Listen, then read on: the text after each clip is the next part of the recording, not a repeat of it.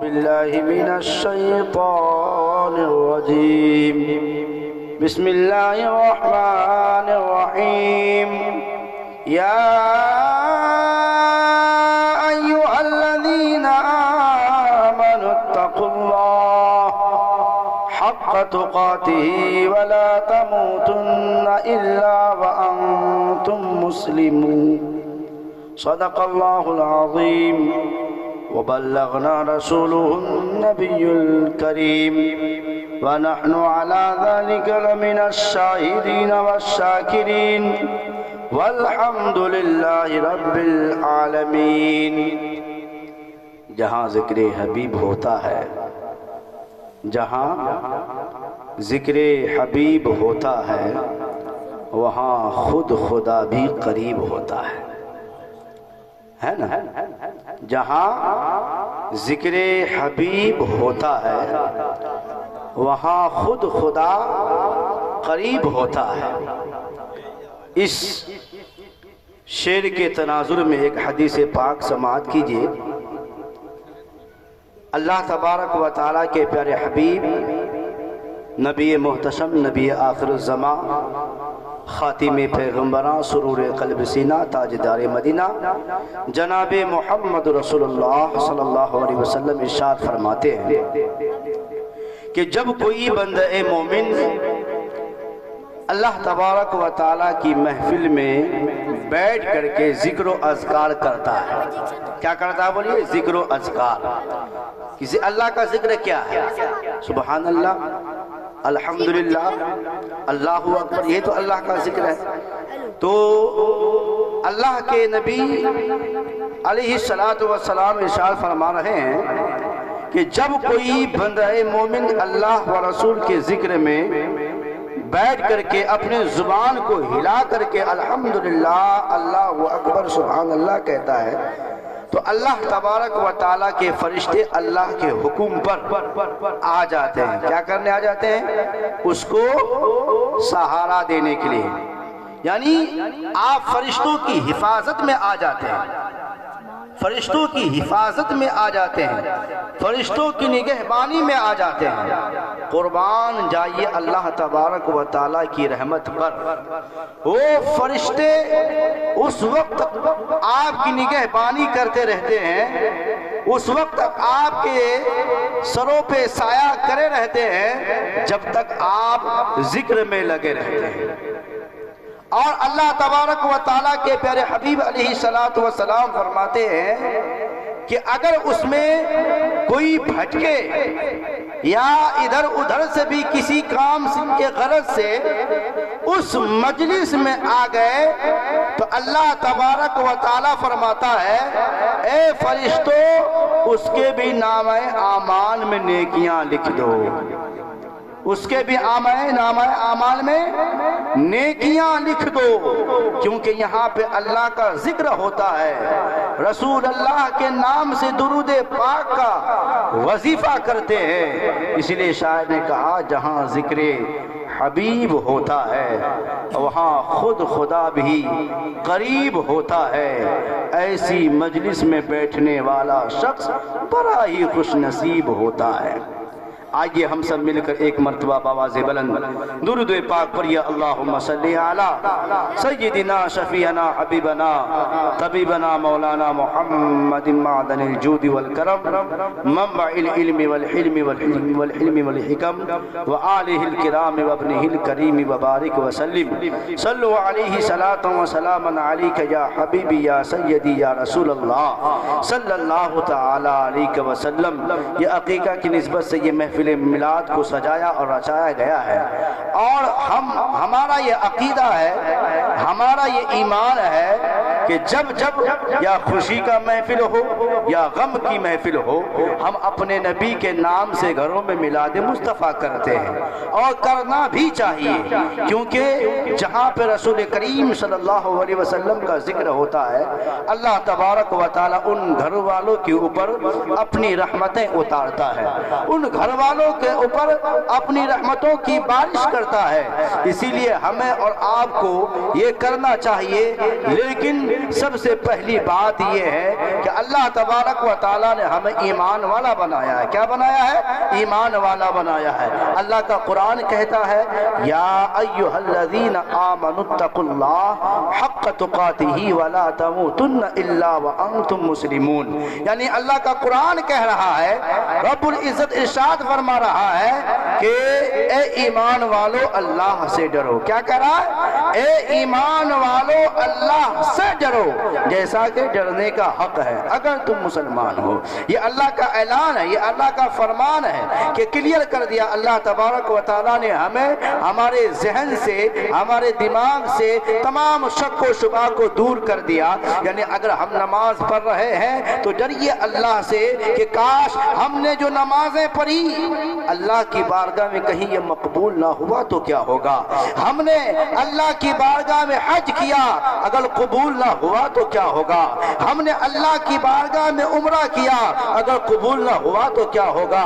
ڈریے اس دن سے، اسی لیے اللہ فرماتا ہے کہ اللہ اے ایمان والو اللہ سے ڈرو جیسا کہ ڈرنے کا حق ہے۔ پتہ کیا چلا، معلوم کیا ہوا کہ آپ لوگوں کے بیچ جب جاتے ہیں بہت اچھی اچھی باتیں کرتے ہیں، بہت سہانی سہانی باتیں کرتے ہیں، لیکن جب آپ کی تنہائی دیکھا جاتا ہے، جب آپ کا اکیلا پن دیکھا جاتا ہے، معلوم ایسا ہوتا ہے اس سے بیکار آدمی کوئی ہے ہی نہیں، اس سے خراب آدمی کوئی ہے ہی نہیں، اس سے خطا کار انسان کوئی ہے ہی نہیں، اس سے بدکار انسان کوئی ہے ہی نہیں۔ ڈرنے کا مطلب یہ ہے، اللہ سے خوف کھانے کا مطلب یہ ہے کہ جس طرح آپ کی تنہائی ہو، جس طرح آپ کا اکیلا پن ہو، اسی طرح آپ لوگوں کے بیچ میں رہے۔ یعنی لوگوں کے بیچ میں جب جاتے ہیں آپ اللہ تبارک و تعالیٰ کی تسبیح بیان کرتے ہیں، اللہ تبارک و تعالیٰ کا ذکر و اذکار کرتے ہیں، لیکن جب آپ کا اکیلا پن آ جاتا ہے، جو آپ تنہائی میں آ جاتے ہیں، اسی زبان سے آپ گالی گلوچ کرتے ہیں،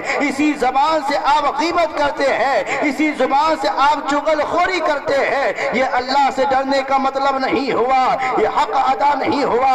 حق ادا اس وقت ہوگا جب آپ لوگوں کے بیچ میں جائیں گے، اسی وقت ڈریں گے جب آپ اکیلا رہیں گے، آپ کے دلوں میں یہ ایمان ہوگا، آپ کے دلوں میں یہ اعتماد ہوگا کہ میں اکیلا ہوں، میں تنہا ہوں، لیکن اگر میں گناہ کروں گا کوئی دیکھے یا نہ دیکھے اللہ تو دیکھ رہا ہے۔ یہ ایمان لے کر کے اگر اکیلا پن میں آپ گناہوں سے بچ گئے، یہی ایمان کا صحیح حق ہے، یہی ایمان کا صحیح حق، یہی اللہ کا اعلان ہے۔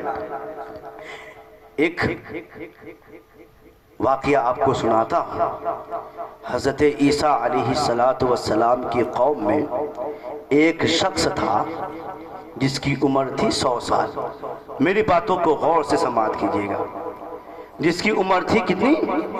بولیے آپ سب بھی 100 سال۔ اس کو علم تھا، اس کو علم تھا کہ 100 سال ہی میں زندگی گزاروں گا۔ بہت بہترین بات میں آپ کو بتانے جا رہا ہوں۔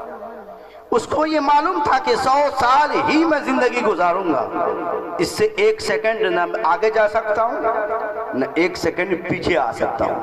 100 سال جب میری عمر ہو جائے گی میں انتقال کر جاؤں گا۔ لیکن تھا بہت بڑا پاپی انسان، تھا بہت بڑا گنہگار انسان، تھا بہت بڑا خطا کار انسان، لیکن علم تھا کہ میں 100 سال زندگی گزاروں گا، میری عمر 100 سال ہوگی۔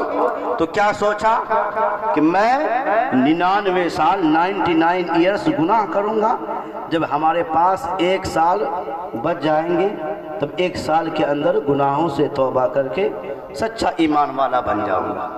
یہی اس کے دلوں میں بات تھی، یہی اس کے دلوں میں یہ بات دبی ہوئی تھی، لہٰذا 99 ایئرس 99 سال ان کا گزر گیا، ختم ہو گیا۔ اب 1 سال بچا ہے۔ اسی لیے کہتا ہوں جب اللہ کسی کو توبہ کی توفیق نہ عطا کرے نا، وہ کتنی بھی کوشش کر لے گا، توبہ اس کو ہرگز ملنے والی نہیں ہے۔